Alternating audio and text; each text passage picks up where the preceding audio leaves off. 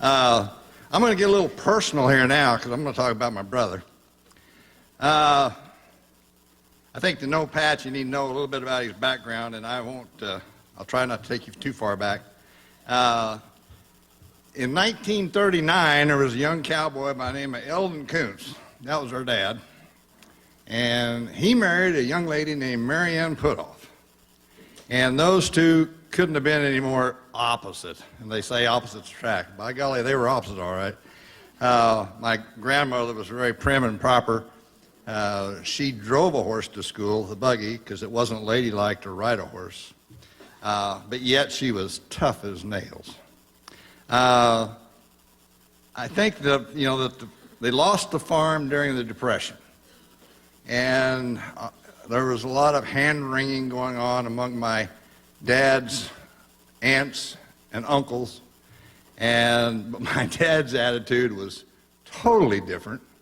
He said, losing that damn farm up there, and they were raised up here around Valley Falls and Atchison and in that neck of the woods, Winchester, McLouth. He said, losing that farm is probably the best thing that ever happened. He said, if we'd have kept it, we'd all stayed there and starved to death. Anyway, yeah, they lost the farm, so what are you going to do? You got to get up and put up your bootstraps and go to work. And that's what he did. He didn't have a formal education. He went to grade school, and he went to half a year of high school because he wanted to play football. Once football season was over, he said, that's enough. Time to go to work. That's a true story. And he wasn't a philosopher, or, certainly wasn't a formal educated person. But I can remember him saying, no matter what you do, whatever you do, doesn't make any difference. Just be the best at it. Now, how do you find the best? I don't know. Nobody else does. But you strive to be the best. And he instilled that in his children. He made the comment, he said, I don't care if you pick up sticks for a living, just be the best stick picker-upper that there is, and you'll be all right. In 1940, Mom and Dad got married, and that union produced 5 children. The oldest of those children is sitting down here right in front of me, Brother Pat, and I'm going to walk down the line. The next in line was Dan. Now, Dan passed away 9 years ago, and he had been president of NCBA in 94, 95. Some of you might remember that. And I know darn good well he's looking down tonight with Stanley Stout, and they are having a hoot. So,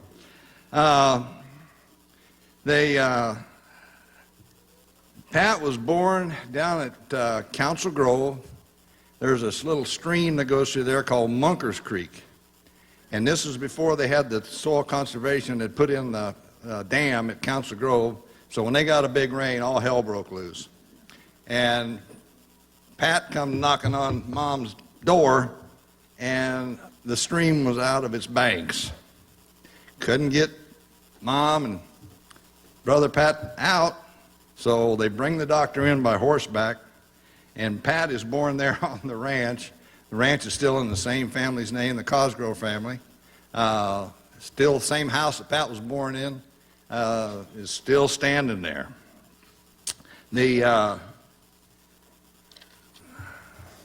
think my dad, as I understand, handed the Doc Parker, he was the boy that rode in on the horse, handed him a $20 bill and expected some change, and didn't get it. He kept the $20 bill.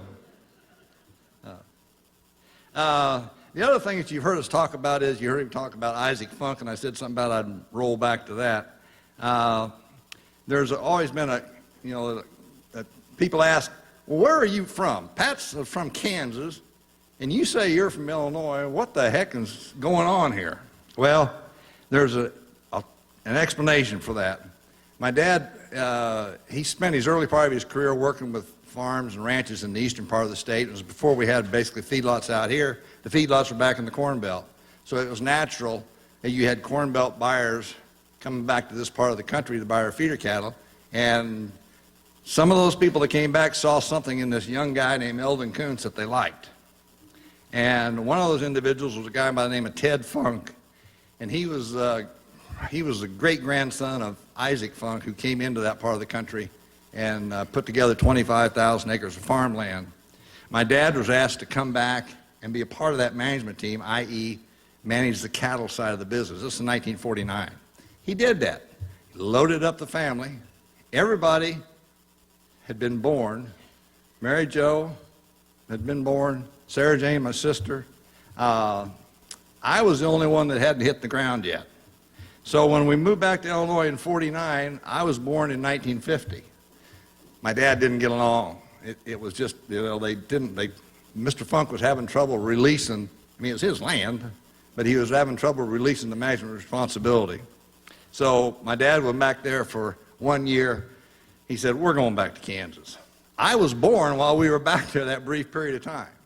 So that's the reason I say I'm from Illinois and the rest of them say they're from Kansas. I'm kind of a hybrid. I kind of feel like I'm both. So anyway, fast forward 8 years, and during that 8 years, this Mr. Funk come down to that ranch that we were working on in eastern Kansas and offered my dad a job to come back to Illinois. Said, nope.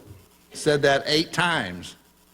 Finally, in 1958, we loaded up the car and went back to Illinois.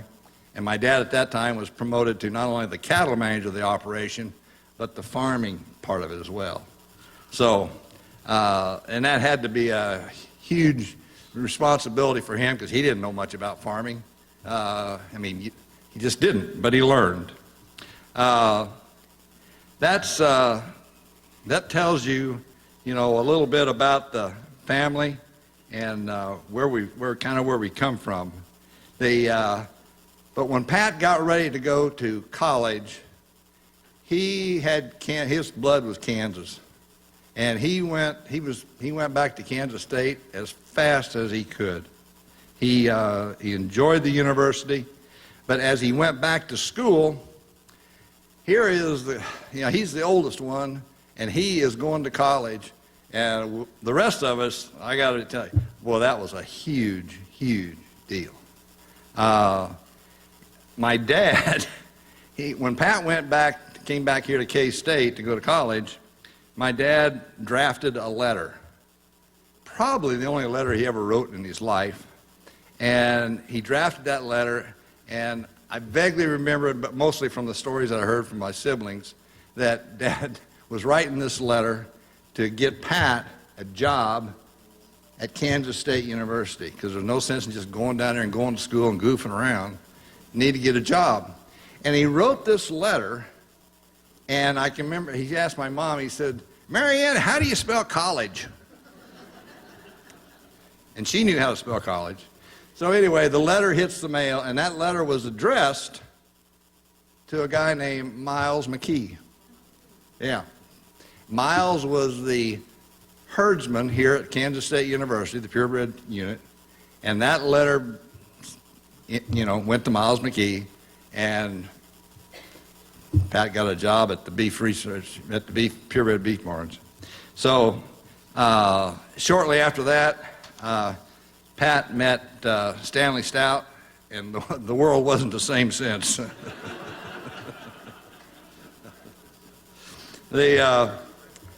That's the end of my remarks. Up on the program next, I'd like to ask for Lannis Smith to come up, if you would, please. Lannis was Pat's nutritionist. He's from Tennessee. He got his BS degree from Mid-State Tennessee University. Got his PhD and his master's from University of Kentucky, and has been not only Pat's nutritionist, but he's been a good friend. And I think Pat would be the first to say that part of the success of your operation is the people that you surround yourself with. And Pat surrounded himself with a guy like Lannis Smith that made Pat look awfully good.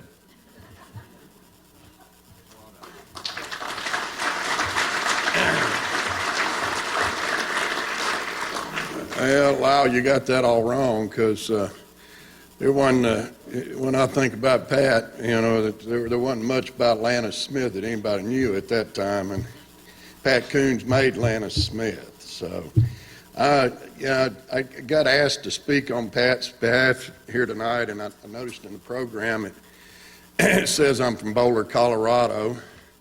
I think Lyle maybe cleared that up, but I started out in Tennessee. And I got my start with Ralston Purina, and they're the ones that sent me out to Kansas. And they originally were going to send me to Sioux City, Iowa. And when I showed up and opened my mouth, they said, Sioux City's not going to work. We're going to try sending this guy to western Kansas and pass him off as a Texan. Man, I got out there and, of course, first time I meet Pat, it wasn't any way to make the Texan thing fly. Well, fortunately for me, Pat didn't think much of Texans anyway. He'd always say, you can tell a Texan, but you can't tell him very much.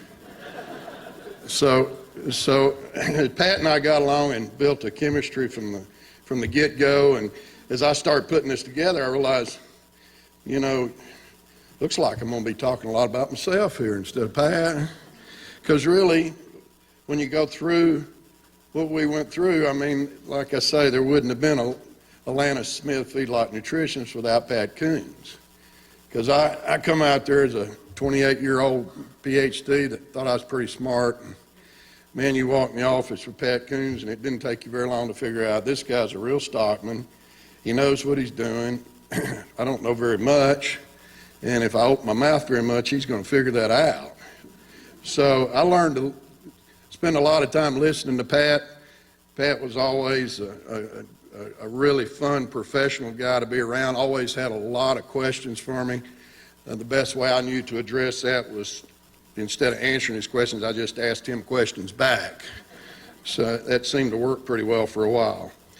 Our friendship and professional relationship grew quickly, and I became his nutritionist in December 1987. So it's been a while.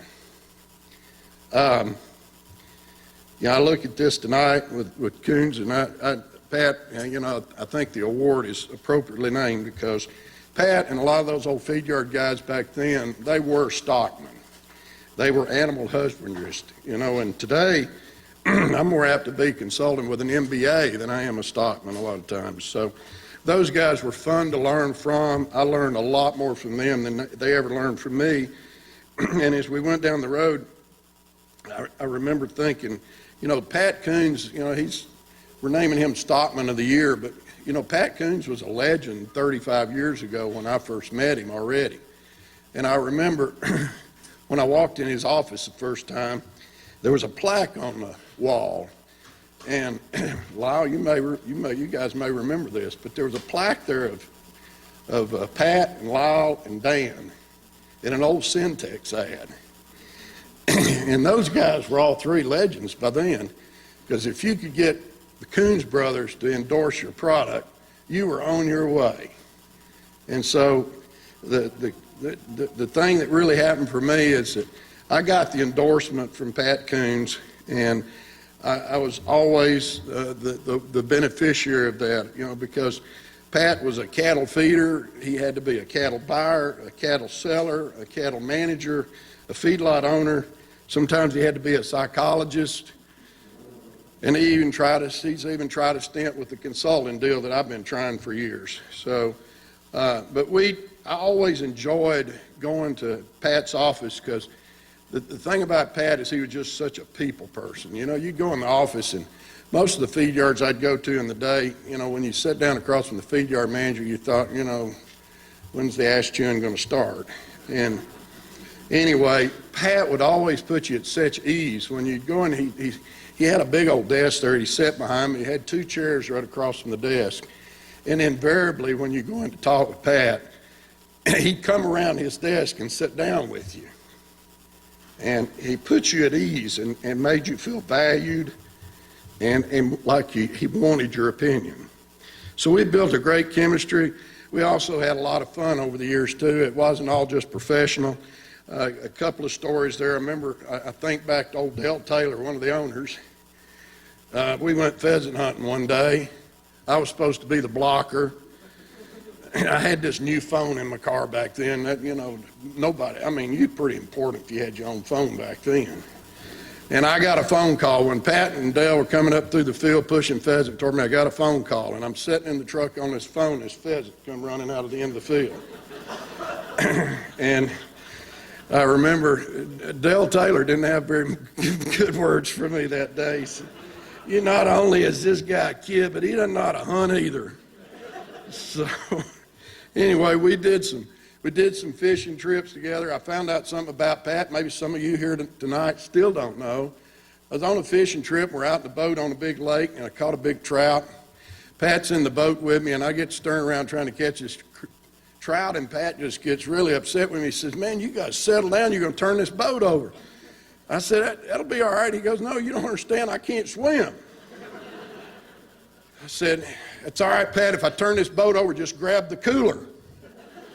He says, "The cooler float?" I said, "No, I just want you to try to save the beer."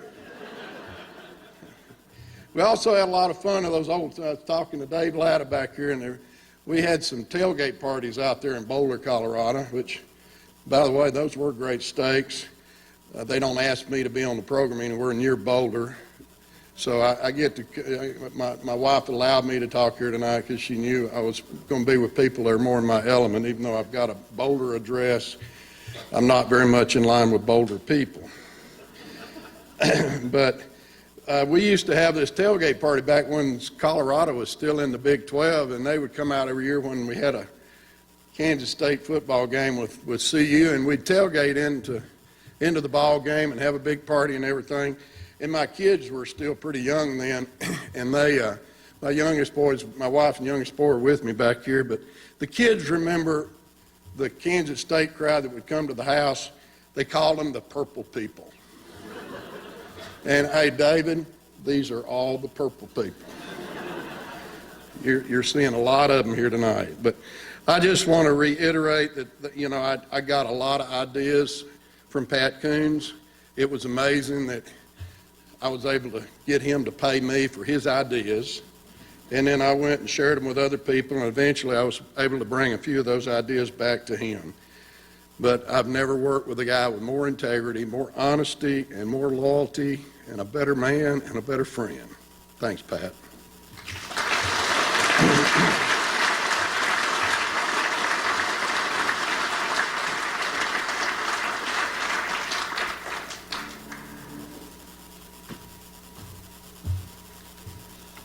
Thanks, Lennis. Tim Carson, we got a video that we're going to play next. It's a collection of some people that Pat's rubbed shoulders with over the years through the feedlot industry. So if we could cue that video up, we'll take you back a little journey over some of these folks that Pat's done business with. I had heard about the Pat Koons, the legend, for quite a few years. I think part of the interesting history of Pat was that he helped go around the state of Kansas, had county and regional meetings to introduce a new entity called Cattlefax. We had a guest speaker one day in class, and it was a young gentleman named Pat Koons, who had just been hired by Cattlefax to start the Cattlefax program, which was brand new at the time. It was a new concept. Little did I know at the time, sitting in John McCoy's class, that I would also work at Cattlefax. Cattlefax was widely known as the leading expert in cattle market reporting. That didn't happen overnight. Somebody had to be the boots on the ground, if you will. And Pat Koons was that guy here in the state of Kansas. Pat started Cattlefax here. And he did it with a persistent drive to make it go. After a while, the owners at Kearney County Feeders in Lake, Kansas saw something in him and liked him, and they hired him. And so Pat became manager of Kearney County Feeders and built that into one of the classiest, most sought-after feed yards in the state of Kansas. Pat did that for 36 years, I believe, developed friendships and acquaintances with people that fed cattle at Kearney County Feeders over that 36-year period all across the country. We were doing a lot of business in a lot of areas at the time, and we had a lot of exposure with a good many feed yards, and we finally narrowed it down to 4 or 5. And he was the lead one. We went there first. If he didn't have room or couldn't handle us, then we'd go to even sublet feeders. Louis Trentman, he's another guy that was a big factor in the feedlot business. I first met Pat at Kansas State University. We were both enrolled in animal science, and then we both pledged AGR fraternity, so we were fraternity brothers as well as in animal science together. A lot of us had a lot of the same customers because there was limited pen space available, so as a consequence, Pat and I took numerous trips to visit our customers together, which sounds strange. I'm Marty Veneer. I currently work here at K-State. I'm director of the National Agricultural Biosecurity Center. And I'm Mary Veneer. I am a real estate developer here in Manhattan and also the current chair of the KSU Foundation. You know, don't remember the exact time or date when I first met Pat. I've known him since I was a little kid, and you know, he's just always been around and has been a great friend to our dad and our entire family for that matter. Well, the first time I can remember meeting Pat was a visit to Kearney County Feeders. And of course, I grew to know Pat actually quite well through the years because of his involvement in the Livestock and Meat Industry Council, actually his term as president of the Livestock and Meat Industry Council, and then ultimately all the ways that he helped the department in Kansas State University during my tenure as department head. This facility that we're in today at the Stanley Stout Center was kind of his baby. It was his idea, and he was persistent in taking it to fruition to what it is today. At one time, it was just a pole barn idea for the purebred sale, and look at it today. The thinking on this expanded to a multi-purpose facility, and it became a much, much bigger project than what was originally planned. And Pat had an important role in that. And I think almost everyone realizes now how important this facility, the Stanley Stout Center, has become, not just to our department, but the College of Agriculture and the entire university. Pat and Stanley had actually roomed together in the purebred beef barn and worked at the beef barn and had gone around the show circuit together and had quite a long-term relationship. So it's just fitting that Pat was one of the key people to raise funds and actually see the construction of this building through. I don't think without Pat's leadership, persistent leadership on it, that Stanley Stout Center would have happened like it did.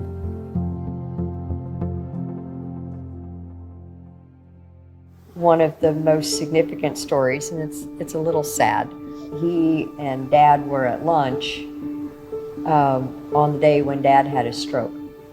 And so it was Pat who recognized what was going on.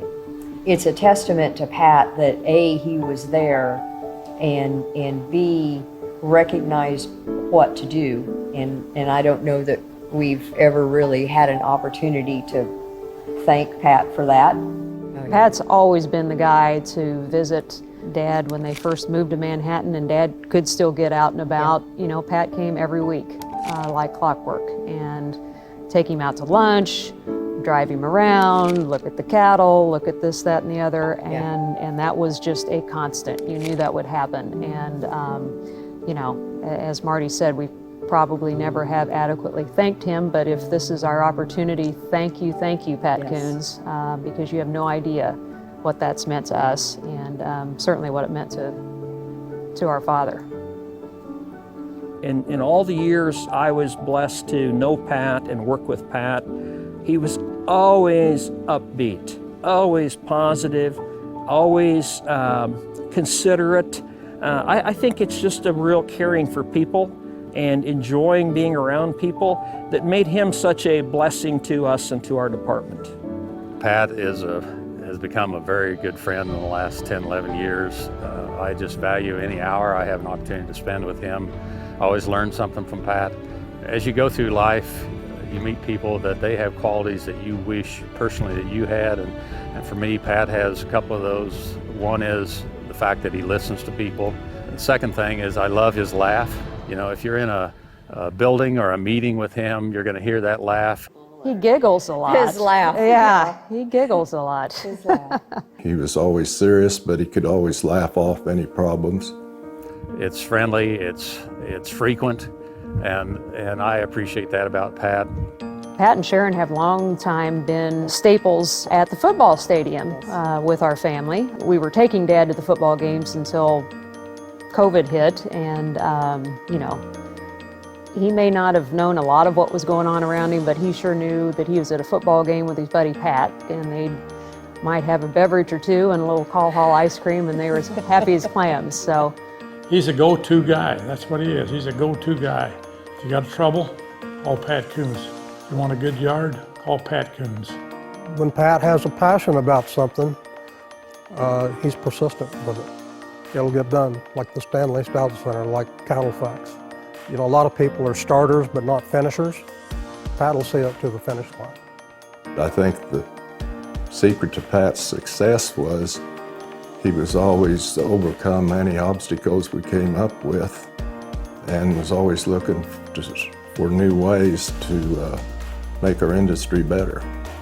He was more than a business partner. He was a friend. And he answers every call. Sometimes it's kind of late, sometimes the next day, but I mean, he always answers the phone. A truly honest guy in the cattle business. Yeah. You know, that if something went wrong, Pat would own it and would help you out. he's just one of those steadfast, Kansas-grown, Kansas-raised leaders that this university is very, very fortunate to have in its corner, supporting it, and great friend to our family. So I'd like to congratulate Pat, Sharon, and all of his family on being chosen for this prestigious award. He's very deserving.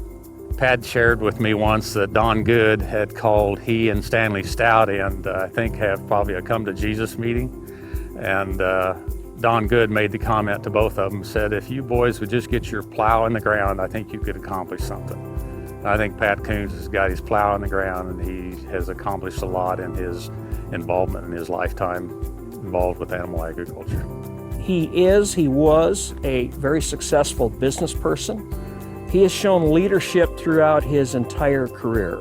We see it primarily through the livestock industry and through the Livestock Meat Industry Council. He's a very loyal K-Stater. He loves Kansas State University, the Department of Animal Sciences and Industry, but for me, he's most of all a dear friend. And I would say I'm just so pleased to see Pat recognized as the Stockman of the Year.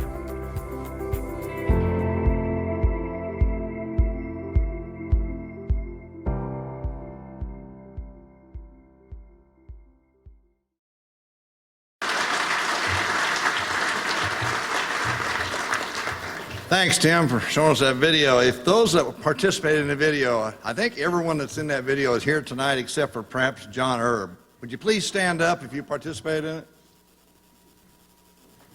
Give him a big round of applause. Thank you.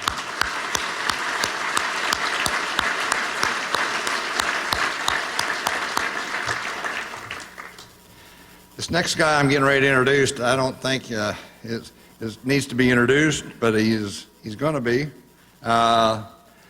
His claim to fame in my book is that he's got to be pretty darn smart because he married my sister, and that was a step in the right direction. He's also known in our family as Uncle Verge, and when my children were young, they would go to Ellsworth, Kansas and spend a week at Uncle Verge's place, and had many fond memories about that and what him and Mary Jo, what gracious hosts they were to him. So Verge, if you come up, please.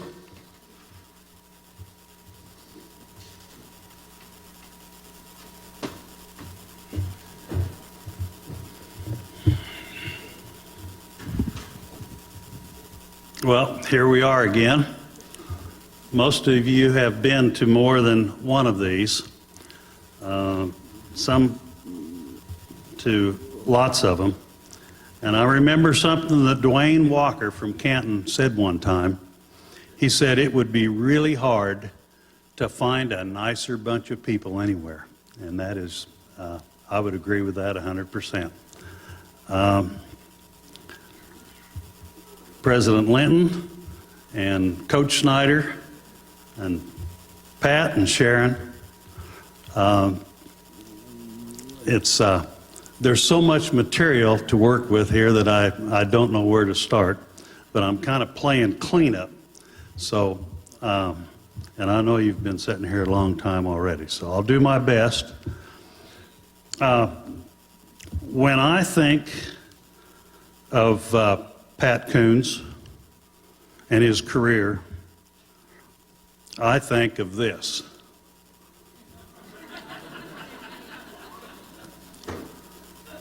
It's probably not fair to say that any one thing defines somebody, and yet when I think of Pat, this is all that comes up. You guys know what this is.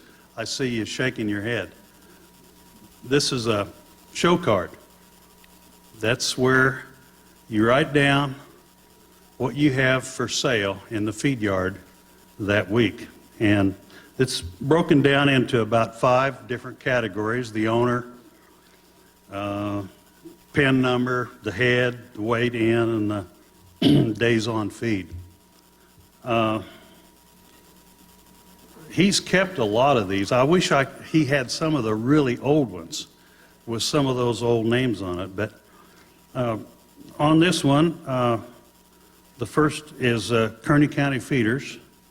In pen C1, they had 226 head of steers. Weight in was 989. Gee, those were some big steers. 117 days on feed. Here's Western Star. That's Jack Veneer. E7, 70 head of steers, weighed 822 and been on feed 137 days. Here's one you'll know, Bill House. I-35, 58 steers, weighed 844, been on feed 111 days. Here's River Canyon Ranch. That sound familiar? That's Jack Veneer again. I-22, 38 steers, on and on and on. And he had one of these every week.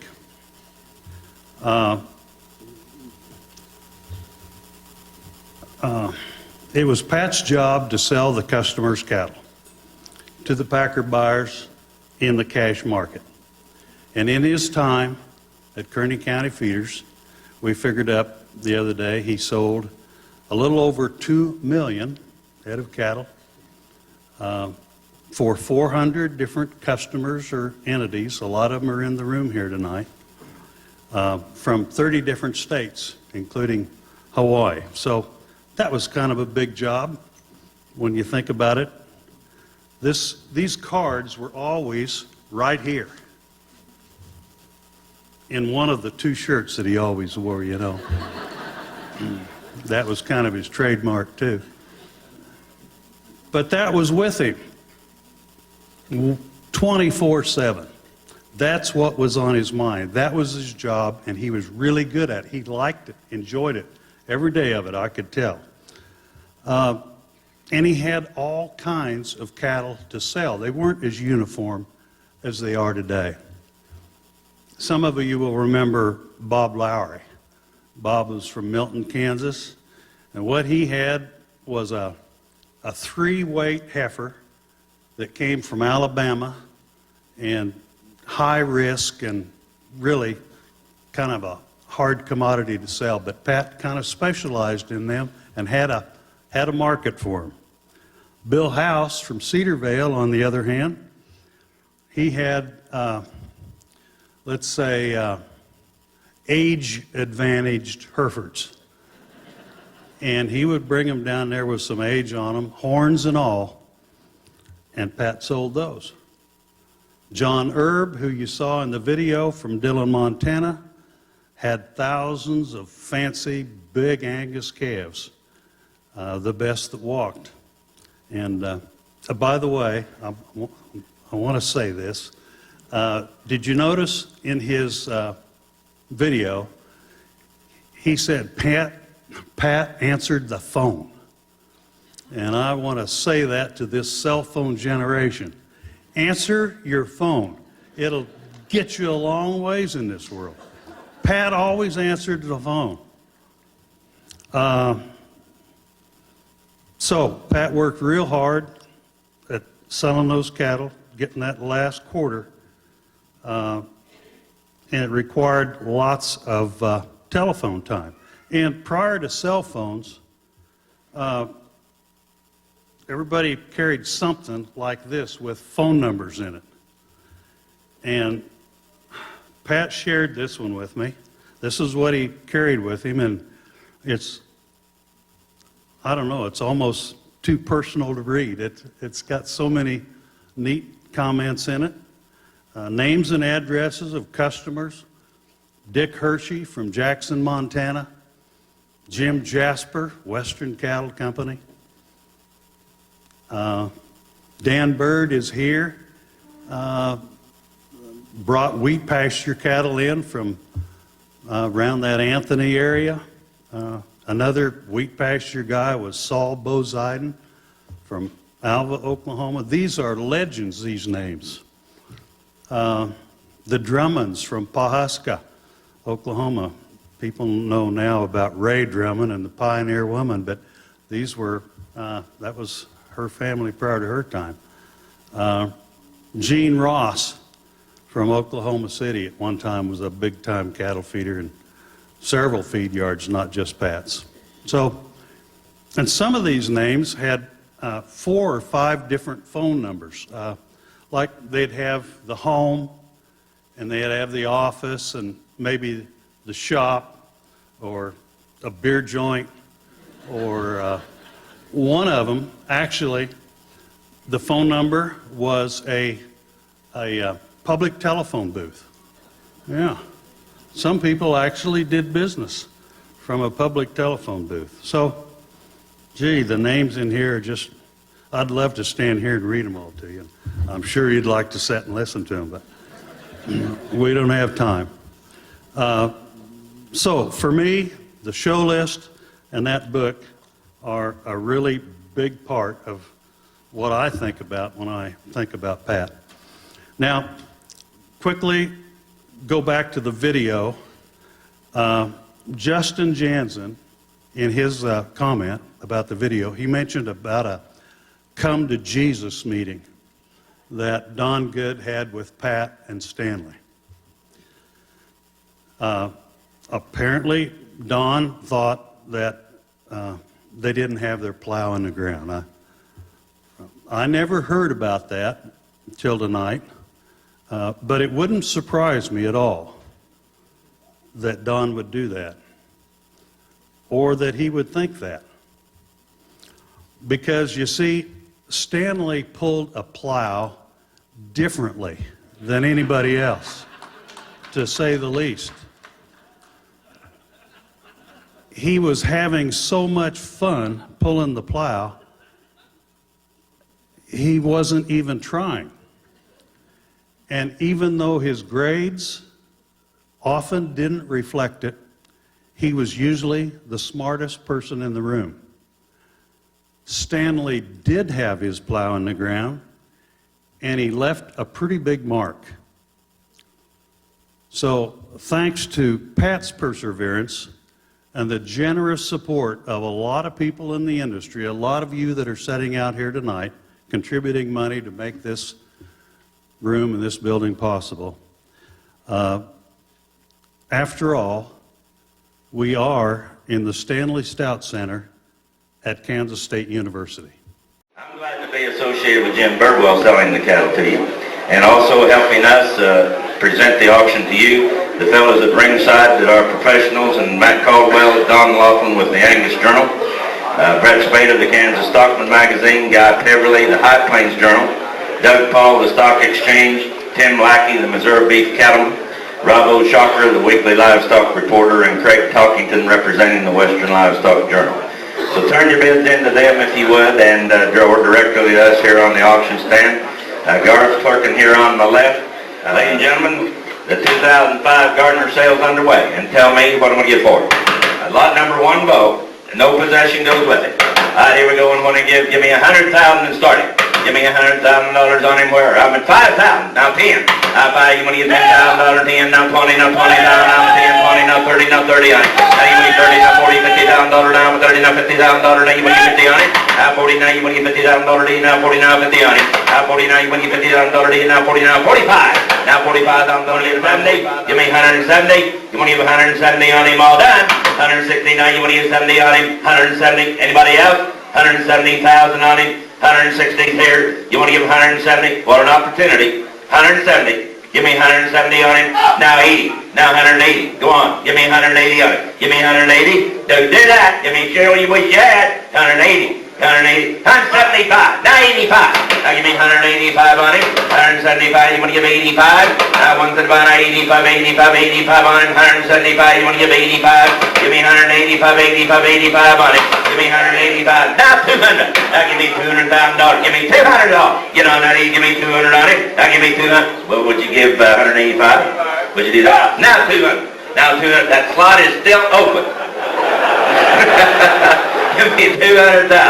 Give me $200,000. Would you give 90? Would you do that? 190. 185. Give me 190. 185. You want to get 90 on him? 190. Did you? 190 on him. All done. You know, you understand. If you are waiting for me to open the gate, I don't have to. 190. 185, 90, all done. Thanks for your help. Sold him to you. $185,000 on it. Mr. Horton, thank you. Thank you, Mr. Horton. Going to Texas. Okay, well, that was Stanley.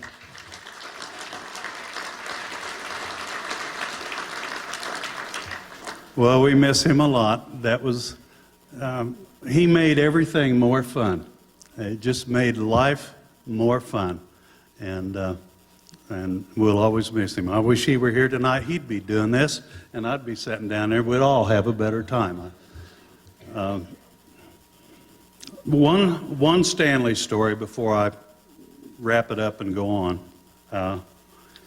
This story was told to me by Dr. Dan Upson, one of the greatest teachers that ever walked the halls of Kansas State University. Dan was in the College of Veterinary Medicine. He had a course called Anatomy and Physiology, and Stanley signed up for that course.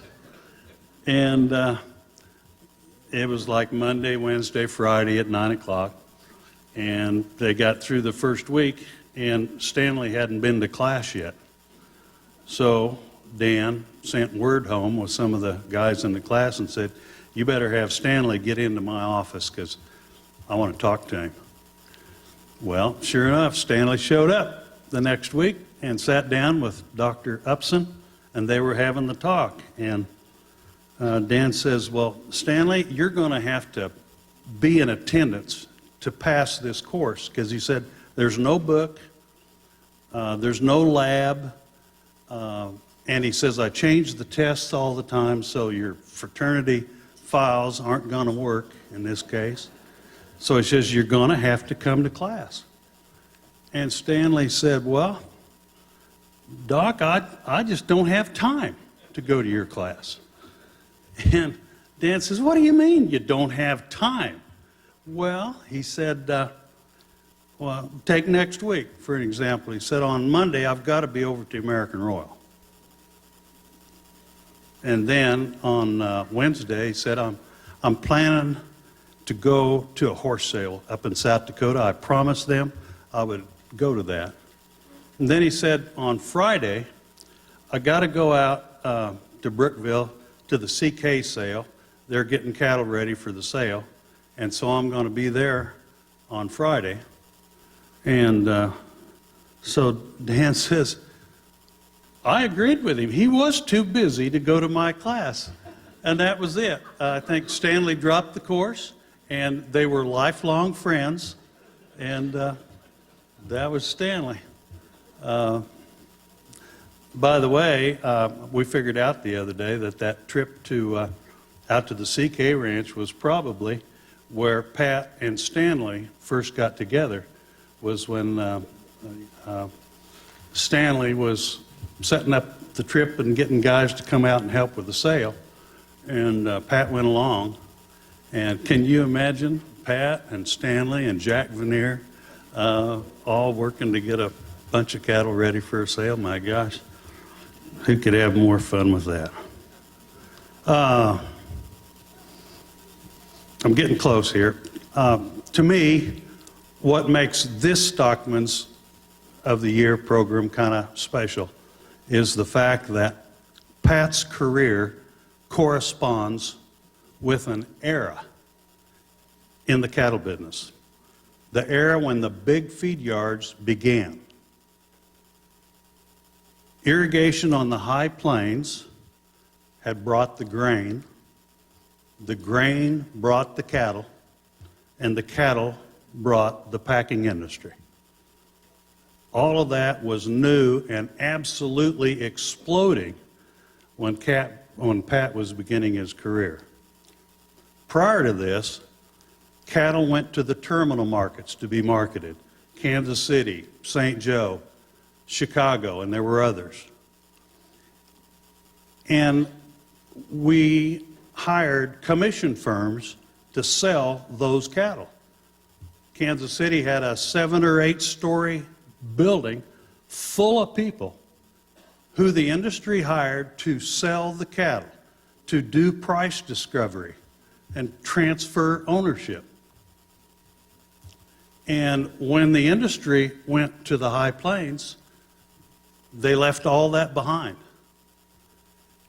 and didn't give too much thought, I don't think, to the marketing issue. But anyway, the job fell to the feed yard managers. And in Pat's case, it fell square on his shoulders, and he couldn't have been happier about it. I mean, he loved selling cattle, and he must have been pretty good at it.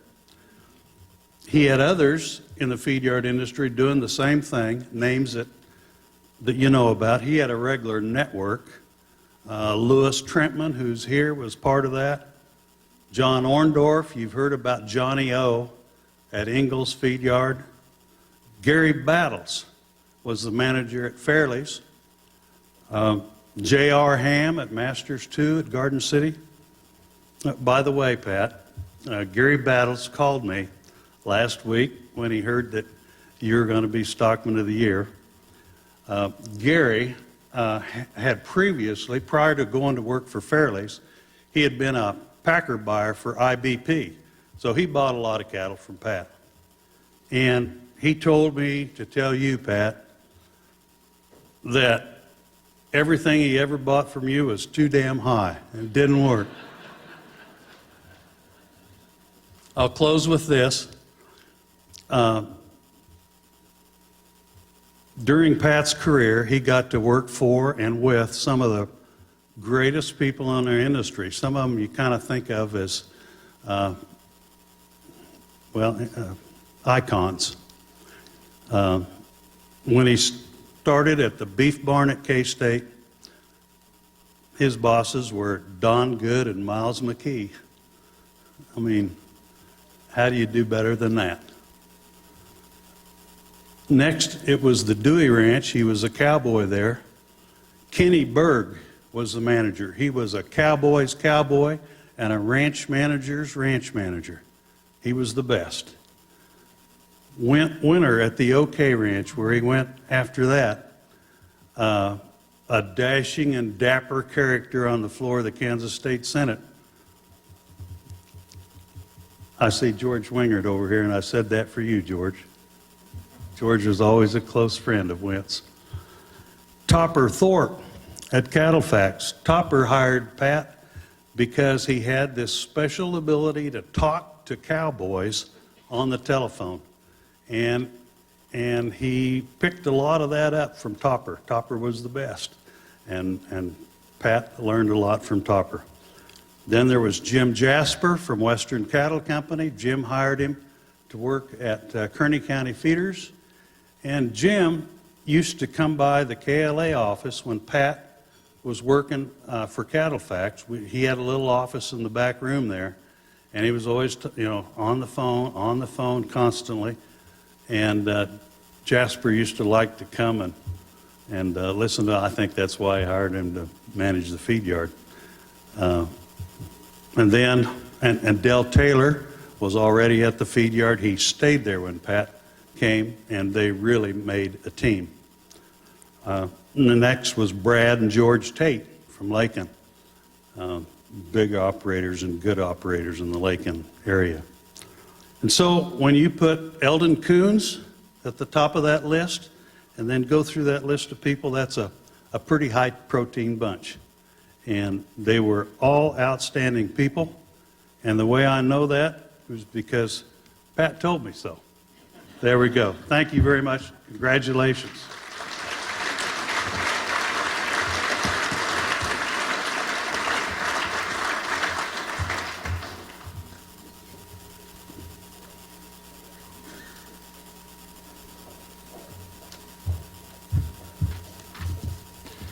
Thank you, Virgil. I felt a little bit of that WIBW days coming back, and that's not a bad thing. Right now, I'd like for Rich Porter and Dr. Day to come to the stage and present this plaque to Brother Pat.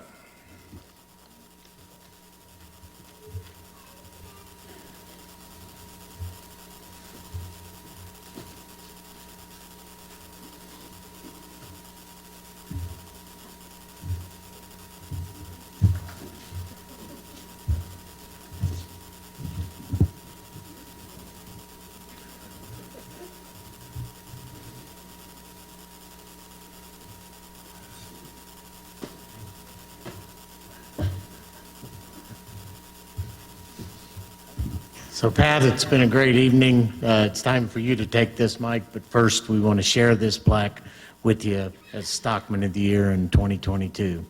Thank you.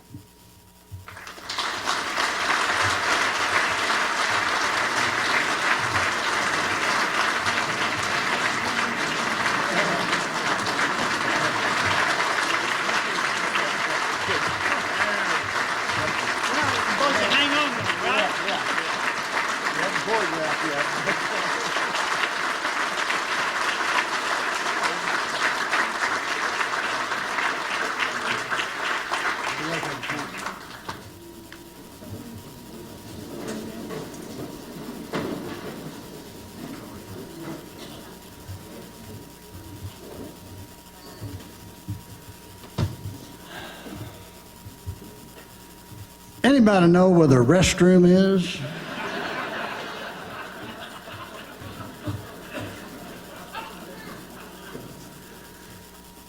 You might recall that was the opening statement of Jack Vanier when he spoke here in, or won this honor and this award in 2006 or 7 or somewhere along in there. You know, first question, where's the restroom? And then he kind of went off to the side a little bit, and he reached inside his pocket and he pulled out this thing, and it was like a deck of cards, and it went all the way down to the floor like he had his notes on it, and just let it fall. Then he pulled out of his pocket a little bitty old piece of paper. It wouldn't have been that much. I don't think he had anything written on it, but he kept looking at it. Anyway, what a great honor to be here and see so many friends and people I've been around over the years, and so many people that's helped me, guided me through this. And Virgil, I'm not reaching for a weapon. I'm reaching for a card, and you knew it. If I just could figure out where I left my glasses. They're here someplace.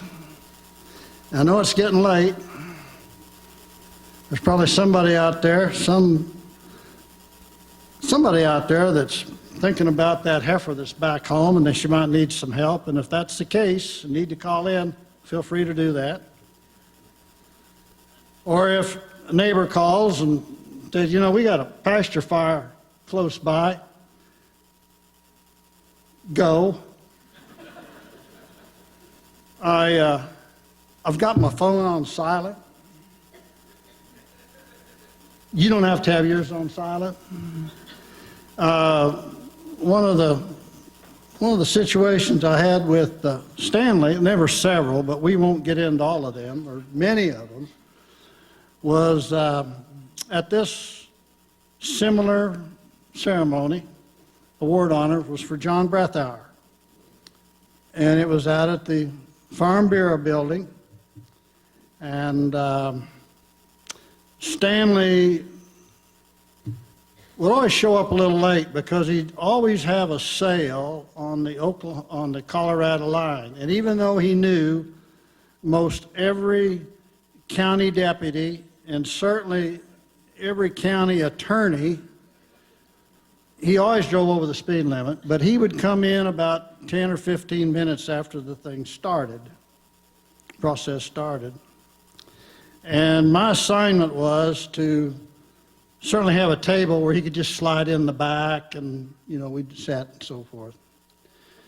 Sure enough, here he was. He showed up, and at that table was Jack Vanier, and son John, and maybe another of her children, and Sharon and Donna.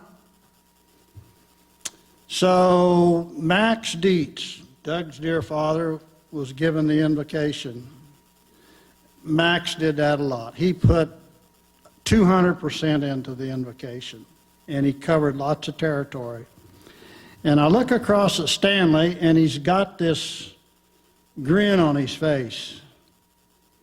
My cell phone goes off, and we're in the middle of this invocation, and Max is praying and giving advice and counsel to the Lord. I couldn't get the damn thing shut off. I got it on silent. Okay. We want to give, and I hope I use we more than I, because this is I look at it as this is a family award. Pat Koons has done very little by himself. I've been very fortunate to always have a great team wherever I went, support me, be around me, keep me out of trouble, cover my mistakes, all that. So, again, thank you again for this award, but I want to thank you on behalf of the Pat Koons family. My folks and Brother Lyle mentioned them a lot through the deal, starting out with Dad. And the thing that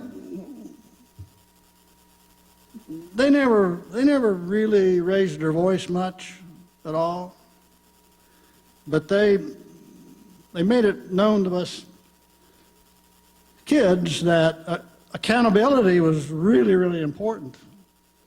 Hard work was important. And you learn from your mistakes. And we got a real heavy dose of love and faith.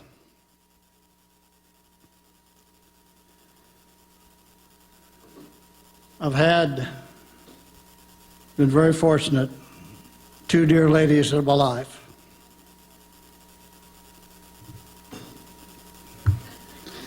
Bring the team.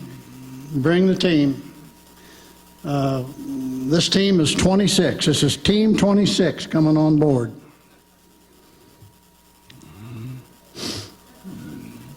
And while Team 26 is coming up on the date, and Angie promised me that she put 24 or 25 of our fantastic students up here to make sure we'd all fit. If this thing crashes, Angie, I know who I'm going to talk about later.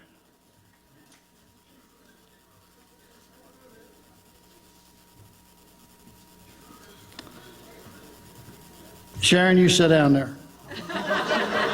You're not, at this point, you're not Team 26 yet. Okay. That'd be Team 27 if you come up here. God, this show card's coming in good. Anyway, two great ladies I've been fortunate to be partners with, raise children with. Mrs. Pat was very, very organized. I was not too organized. She was great at dealing with the kids and very much loved 4-H. She come from a livestock family. K-Stater. She was a very big influence on making the transition or the decision to make a transition to go from eastern Kansas to western Kansas for, at that time, quite a change for us. Well, we lost Mrs. Pat. And so the boys and I were, the older boys and I were struggling a bit. And this young lady by the name of Sharon come into our lives. Pretty, special education teacher, which I'd give her good education to help us out, special ed. You can stand up now, Sharon. Go ahead and stand up. I want you to stand up.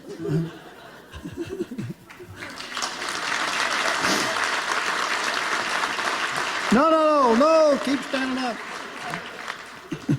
This is my party, you know. It's Dr. Day that said this was my party over a year and a half ago. Well, in the course of events, she turned our world in a different direction. You boys, you're going to learn to make your own bed. And you're going to do your own laundry. Oh. And Pat, you will go with me to parent-teacher conferences. And we will watch the boys in their sporting events, and Betsy, and you plan on you being there. And if you think that I'm going to load that stock trailer with the show boxes, the fans, rubber mats, panels, and put show steers in it or a horse in it going to show, you got another thing coming. Fortunately, when John come along, he could start driving, and that helped a bunch. Okay, now Sharon, up. Okay, up here on this this thing here. You timed everybody, didn't you, Bill? You got it right there. Got it. You timed Lyle and oh, there's old Colby. That's our newest addition, Colby. I'll just talk about Colby a little bit right off the bat. She showed up the earlier part of December, and it wasn't but about 2 months later, she was at the Kansas Classic in her little basket, watching the team of these two and their mom and dad get the show heifers ready to go in. And then last week, that little lady over there in the same basket, she was down at the local vet clinic watching them and helping them pull a calf out of one of their show heifers. So she'll be all right. She'll be coming along just fine. So we'll start with Vince. He's the oldest. I think he's the oldest. Banker. K-State in Ag Economics. And behind him is his wife. And we got representative over there, a young man that's went to work for Shaw Feed Yard here just recently. We got daughter Amber. She's a vet tech, Tom. And her husband is a grain elevator manager. And then his wife is, or going to be a wife. I'm sorry, you're not married yet, right? But you're getting close. You're getting close. All right. She will be a office manager for Snake Creek Growing Yard down around that, getting close to the Gardner company down there, Gardner Ranch, in that area. Okay, all right. Who to leave out? Walker. Oh, Walker. Sorry about that, Walker. Walker's his career is showing livestock and doing cross-country things in track, and also forgot that Amber's also the cross-country and track coach at Meade School, high school. And then we come to Bill. And Bill's a mechanical engineer. That's my high-tech team in this group. It's called Team Bill. And within that team, we have a demolition expert in Charlie. And we got a young man, Baxter, that's he's into robotics, and I'm trying to line him up with the Cargill people over here to put more robotics in these packing plants, that every steak can be just chopped up just right. And Baxter said, I think we can do that. So then we move on to, let's see, it's John. John's a K-State fella. He's on their judging teams up here, and I haven't been able to find Coach Shockey or Dr. Shockey in the audience. If he's out there, if you stand, please, that'd be great. If you're not, hell, we understand that. But John and his team put a few gray hairs, and oh, you're laughing over there, aren't you? Yeah. You put a few, and both of you are laughing over there, put a few gray hairs in Shockey's head. Yeah. John's a banker, and he's got a double major here. I think he just told me. I didn't realize this. Animal science and Aggie, econ, yeah. And then he decided he wanted to be getting more education, and he went on to going to the graduate banking out of School of Colorado. So, and he's there. Him and his family are developing a cow herd, live at Lakin, and his wife. She's also does pretty good besides taking care of the kids and family. She's a CFO of a very upcoming growing hospital and a care center at Lakin, Kansas. So then let's see. Then that brings me to Danny. Danny over here. He's we got on coats about the same. Danny got titled Golden Child. Was it Golden Child? I don't know why he got titled as Golden Child, but he did. And sports coach was not his big deal. He had a heck of a time trying to hit the ball off the tee stand. And if you ask him to run to first base, he'd think about it a bit, but before he got there, he'd fall down 3 times. His spurs would get caught in his boots. And then one of the coaches, when the other stadium, he'd be out in the outfield kind of looking around, seeing if somebody's animals had got loose, so he'd go get his horse and get them put back in. Danny is a team leader. He is a team leader with that big bunch of Fairleigh group over there. And we're so proud what he's done with them and what they do for him and so forth. Now, his bride, she's a nurse. And every team should have a nurse involved, because we've been known to, the Koons family's been known to, get banged up a little bit. But she's a registered nurse. Also, she's an entrepreneur. She works with a company. It's growing fast. They put together these sporting clothes, sport clothes, yeah, jogging stuff, yeah, activewear. Activewear, and it's doing really, really well. So, and then there's Presley. They got more animals at their house than a zoo that they're in charge of. They got their chores to do, and so forth. And then here's Kip. And spend a little extra time on Kip. Now, he's really back tied to John, right? Yeah. John is the marksman in our crew. A marksman. Every team needs to have somebody with a good shot. And we have a little issue in Lakin with jackrabbits, with the drought going on. So Kip is helping level the field of jackrabbits at Lakin, and we're so appreciative of that. Thanks, Kip. And then Betsy. Where's Betsy? There's Betsy down at the end. Well, What can we say about Betsy? She grew up around 4 boys. God, she become independent. Her brain cells kind of took a vacation somewhere along 12 or 13, 14 maybe. But they come back, and they come back really fast. I mean, they come back really fast. And bless her heart, she had a lot of success with a horse called Willie that was kind of named after the K-State part of it that Stanley Stout raised. Went through the Huseman family that they got really a lot of success out of, and her and Willie, they had a really good run in several of the quarter horse shows when she was coming through. Anyway, Betsy in about 2 months is going to receive her master's degree in elementary education from Kansas State University. And she'll be teaching at the McKinney, Texas school system. Now in her group, she has an electrician, husband, and then those 3 right in front of her, we got a gymnast, and we got 2 soccer players, and they're doing, and also they're in the 4-H group.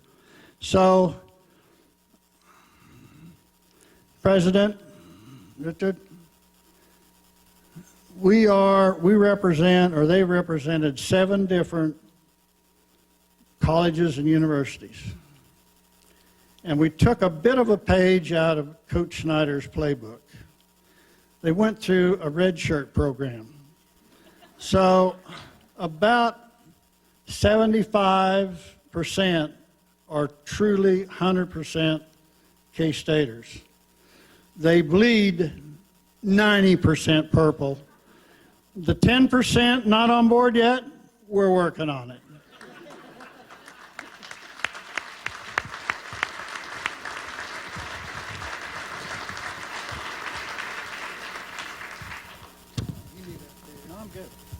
No, I'm perfectly fine. Thank you, sir.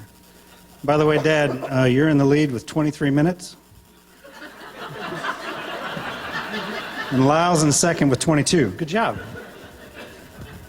You sure about that? I'm positive. 100%. All right. Put that away. When I was a kid, anytime I had a friend over, my dad's first question to them was always, "What's your dad do?" I say, "Hey, Dad, this is my friend Tim." "Hello, Tim. What's your dad do?" That was it. I figured it made it easier for him to keep track of him, or maybe he was just looking for somebody else to partner with on a cattle deal. But if anyone asked me tonight what my dad does, I would usually tell them something like what you've already heard Virgin and Lyle talk about. But besides his career, let me tell you what my dad does for me. He had faith in me, even though most of the time he probably didn't understand what I was doing. He let me make mistakes so I could learn from him. Although that night that I was playing with that lamp cord behind the couch, maybe you could have stepped in a little quicker. That was a fun night. So it was a tight job market in 1993 when I was looking to get out of school. And all of us engineers were lined up over at Holtz Hall, waiting for Mrs. Shuley to help us out with our resumes. And I wasn't sure I was going to find a job. But I was lucky and I did. So when I called Dad to tell him, I had a huge sense of relief. And so I called Dad and Sharon and I said, "I got this job and it's in Iowa. It's 700 miles away." And he didn't say much. In fact, I'm not even sure you congratulated me. He said he never doubted it for a second. He said, "Bill, that's just what you do." Okay, now Sharon seemed pretty excited. She had a coupon for the U-Haul place down the road. It was 20%. Thank you for that. The other thing that I want to say is my dad gives ultimatums. But not too many, but he's pretty darn serious about it when he does. Tonight's was to keep it under 2 minutes. I'm working on it. When I was in first grade, he delivered his first 2 and most important ultimatums of my life. He sat Vince and I down, and he said, "You boys are going to school at Kansas State, and you're going to pay for it yourself." And we did. He had help, though. Thank you, Dad. Vince, what's your dad do? Well, aside from the 10 to 12 hours of the day job, 7 days a week, he did take time to be a dad. And in my mind, that was teacher, visionary. And what that really meant to me was he really, really believed in our education. And maybe a little bit of a tangent. Yes, my name's Vince. Anyone know who the head football coach was in 1967? Vince Gibson. But with that education and being the kind of, if you want to say, the geek years, computer science, that's what I was going to do. Computer science, computer engineering. Yes, we showed cattle. But Dad was very supportive, very, very glad. Take your dreams, pursue your education. It's not in an agriculture field, pursue your education. But I will tell you one thing. When you go off to college, take business courses. Went off to a junior college, 2 years, computer science, computer engineering. Enrolled in Kansas State University, 1987. Promptly changed my major to economics, ag econ. Spent the next 2 years taking econ and ag econ courses. And it was with my degree in 1989 that I became a cattle facts analyst following him.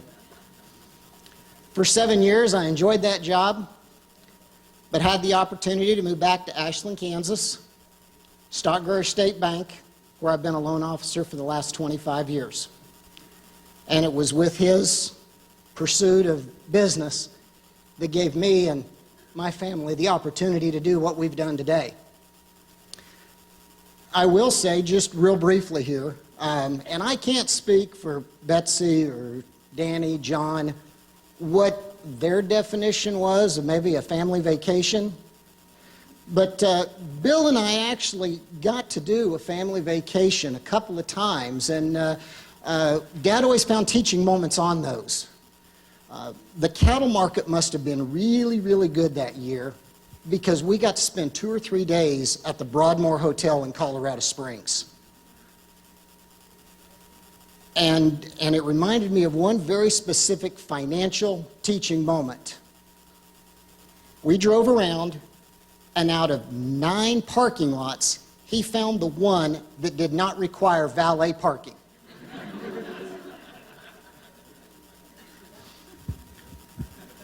John? Oh, Danny? What's your dad do? Hold on a minute. Got to get my cards out here.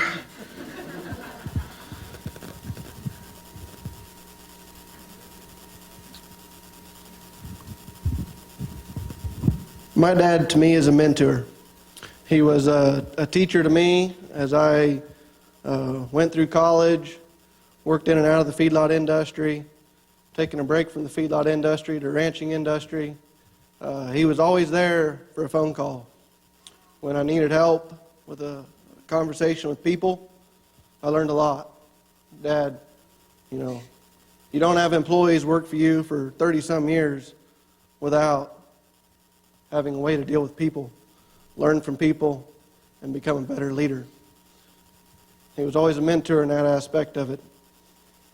He always taught me the importance of a firm handshake, sticking to your word. When you made a deal with somebody, your word better be good. And really drove that importance to me about what that meant to other people and that. He mentored, taught me how to be a hard worker, dedicated to your job, be a good provider for your family, and bring home good things to them. He also mentored me on fatherhood, taught me how to be a dad, taught me how to he always used the reference, do better than me, be a better dad than I was. Well, it's hard to do. He was always there, show cattle, things this and that, always answered the phone. Didn't matter when it was, if I had a question, he was always there for me. And it goes all the way back from when I was Sawyer's age. I got the good story from when I was in kindergarten. And every day Dad would come home for lunch, and always wanted to go back with him after lunch. One day he said, "You can't come with me." I said, "Why?" "Got a board meeting." "So? I'll come with you." "No, you can't. Not today." "Okay." So he left me home. I threw a fit, and Mom was there. Little did she know, I went and got on the two-way radio, radioed the whole entire feedlot calling for him to come home. He didn't answer, so somebody got on there and he said, "What's wrong?" I said, "Well, the house is on fire." Little did they know there was 5 volunteer firefighters that worked at the feedlot, so Mom was downstairs quilting and come upstairs wanting to know why all the police and firefighters were sitting in the yard. House wasn't on fire, but Dad was home.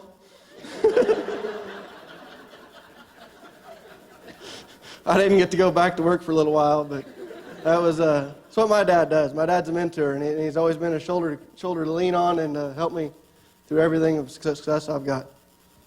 Betsy, what's your dad do? Well, Dad told me I had 30 seconds, and all of my family has called this week to ask me what I'm going to talk about. I think they're a little nervous to give me a microphone. Are you nervous?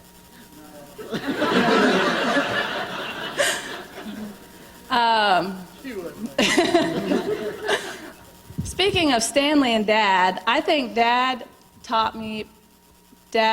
was a teacher of patience. I'm not sure that I accepted the patience teaching. I do not have any patience.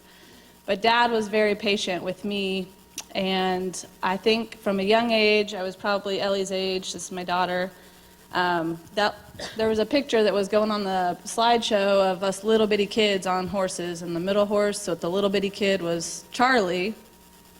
Charlie was our bomb-proof horse, as we called him. He was a kid-friendly horse. He would not hurt anybody. But Dad made me train on Charlie before I could upgrade. And I had to prove to Dad that I knew how to take care of him, and I knew how to saddle him right and feed him right and take care of him before I eventually got Gray, the gray horse that was a gray paint, who was so ugly. And Dad made me take him to all the horse shows. He was ugly. And I hauled him to the state fair. I hauled him everywhere to prove that I would take care of a better horse when we finally got gifted Willie, the best horse to ever walk this earth, who's now gone. But Dad never cared what we brought home from the shows. He never cared about the belt buckles. He never cared about the ribbons. He cared about the experience and what we learned from showing, who we met. Did you learn something? Who did you meet? What did you guys do? Did you put your work in? Did you feed your horses right? And he didn't care what I told him. He cared if somebody else noticed that his kids were doing the work and that we were putting in the effort. And still to this day, he doesn't care what prizes we brought home or what happened. But I think Dad just, what everybody else said, he instilled the work ethic into us, and he instilled the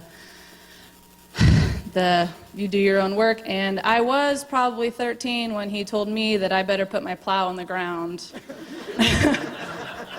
When he said I lost brain cells, I don't know when they left, but I'm not sure that they came back yet. But anyway, we learned a lot from our livestock and growing up.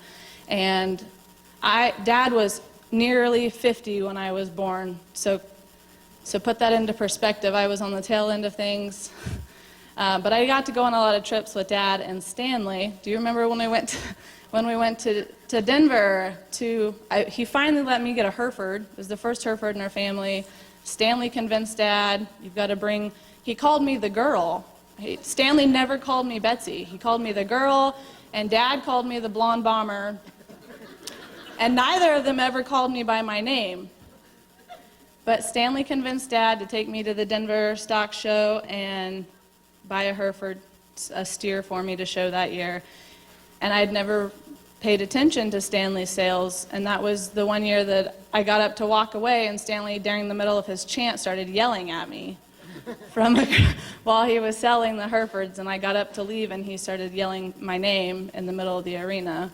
And that was just, we had a lot of memories together. So I learned a lot of lessons. I don't know how many of them stuck. Dad will tell you none of them stuck, but I truly think they're all deep down there inside. So, John, what does your dad do? think he's got us all up here talking too long, but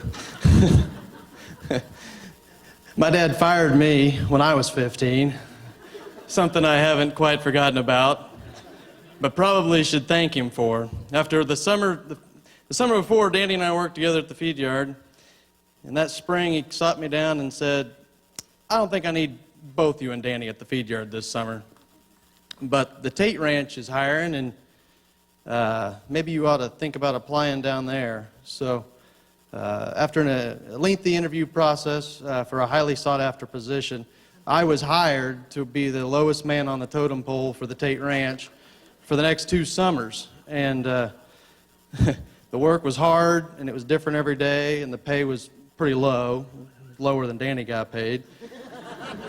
But the experience proved absolutely invaluable and has helped me tremendously through my college and professional career today. My dad had ways of explaining if the cattle market was good or bad through things he did around the house. And when we were opening Christmas presents in 2003, Dad leaned out of his chair quietly and said, "You guys might want to leave the tags on that stuff." We probably didn't fully grasp the financial impact that Mad Cow had on the feed yard that week. So, my dad likes to take us on family vacations that conveniently line up with opportunities to visit cattle feeding customers. And whether he had us shooting frogs at night on a ranch in Missouri or driving past Mount Rushmore because it was kind of on the way to Montana, or dropping Danny and I off in the middle of nowhere to help brand calves on the Morehouse Ranch in Texas, Dad always kind of seemed to find a way to incorporate family and work. And although my mom probably will argue that she wasn't exactly rested or rejuvenated when we got back to Lakin. But maybe the most important thing that my dad does is he taught us all about relationships and introduced us to some amazing people along the way. Being able to eat dinner with Stanley Stout at the National Western or the American Royal, or getting drug along to a Gardner Bull sale, or being able to have a beer with Dad and Jack Veneer in Aggieville are truly memories that we're going to cherish forever. We kids have enjoyed the ride, and we are grateful and proud to call you our dad.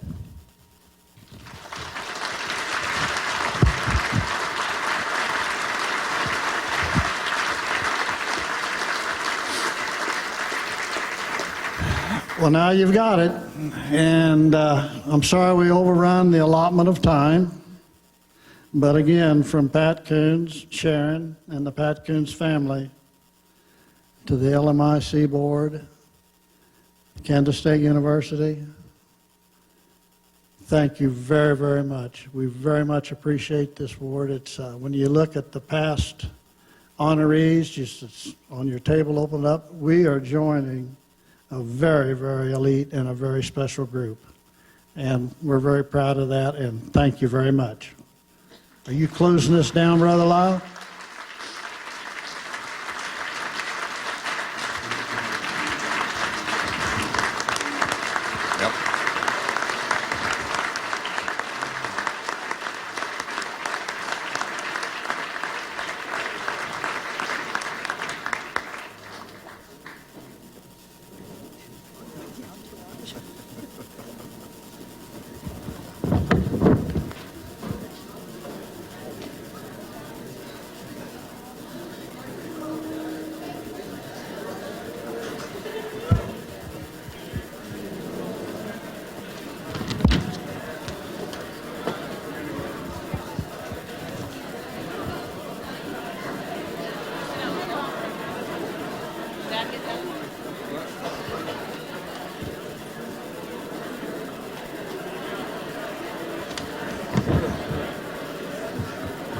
Okay, here we go.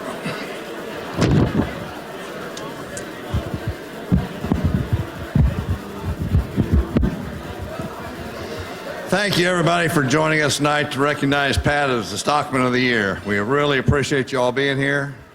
Tomorrow is Cattleman's Day, so I think they said refreshments start at 8 o'clock in the morning, And the program actually kicks off at 9:30 in Weber 123. So again, thanks again for coming. Have a safe trip home. Good night.